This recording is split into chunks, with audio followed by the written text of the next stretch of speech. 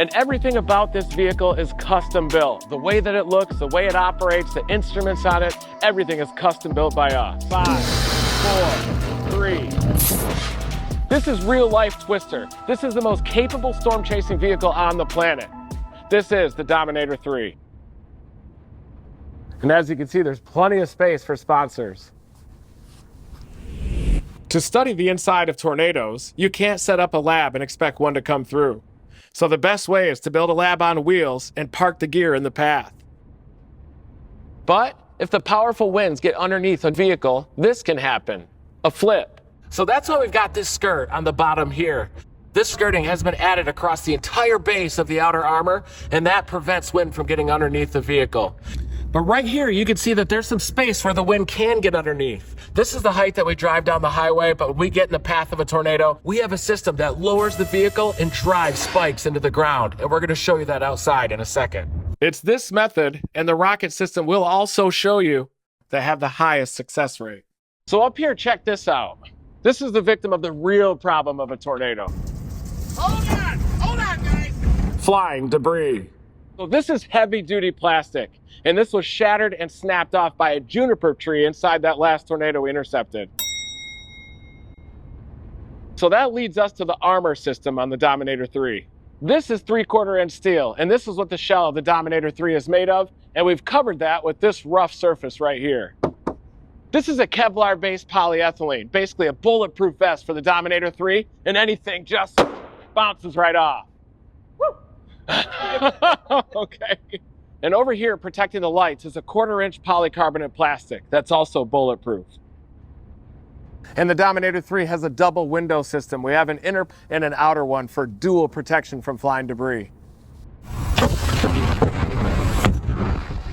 So this is a polycarbonate windshield, and look closely and you can see all these little dents. Those are from pebbles moving at speeds of over 150 miles an hour inside of the tornado. Now I'm going to show you how tough this stuff is.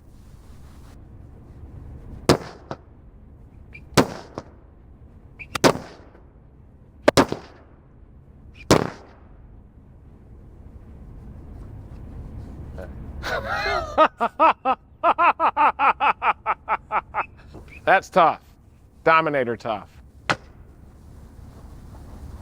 Tornadoes do some weird things, and recording these events helps to verify and guide other researchers' computer models. And that's why we want to maximize our chances of getting great footage. So that's why we've redesigned the entire back end of Dominator 3 and coated every square inch of it with polycarbonate plastic so that you could see up at the tornado, you could see all angles of the tornado in progress and capture that very valuable high-resolution footage. We can also pop the back open, and there's plenty of room for our scientific gear, including our rockets, which I'm going to show you shortly.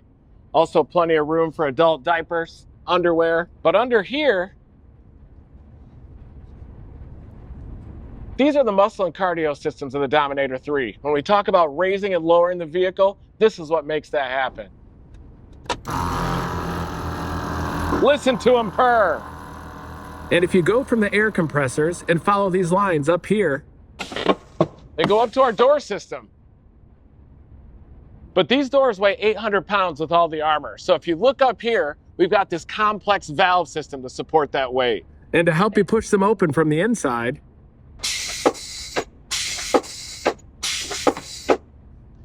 yeah, that's our lift system. That helps lift the heavy weight of the door.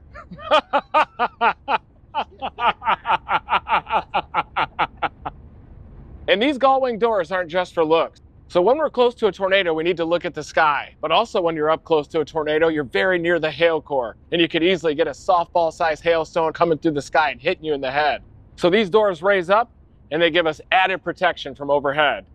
While the door's open, you can see the original truck door here, and then you can see all the armor we've added on the outside. Very thick. Another advantage of the gull-wing door system on the Dominator 3 is it fixes a big problem that we found out with the Dominator 1 and 2. So imagine you're out chasing a storm with Team Dominator, and you're out looking at a tornado, and you have to hop in the Dominator fast. All right, we gotta go, guys, we gotta go.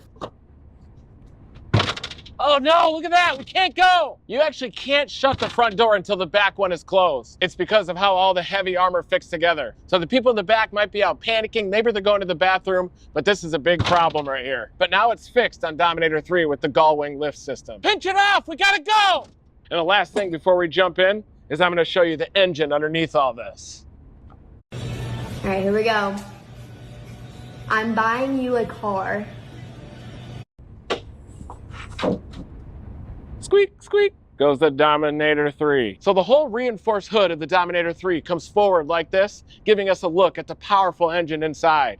This is a 6.7 liter turbo diesel engine, and this is what drives the 10,000 pound Dominator 3 at highway speeds of over 70 miles an hour. And we can also accelerate very fast. If we have to run from a tornado that's too powerful to intercept, this Power Stroke engine gives us the pick-me-up to get out of a hard spot. And believe it or not, this thing gets about 16 to 17 miles per gallon on highway speeds. And in case we need a pit stop, we get a flat tire, we have these protective flaps that we can lift up and access the wheel. Heavy duty tires, of course.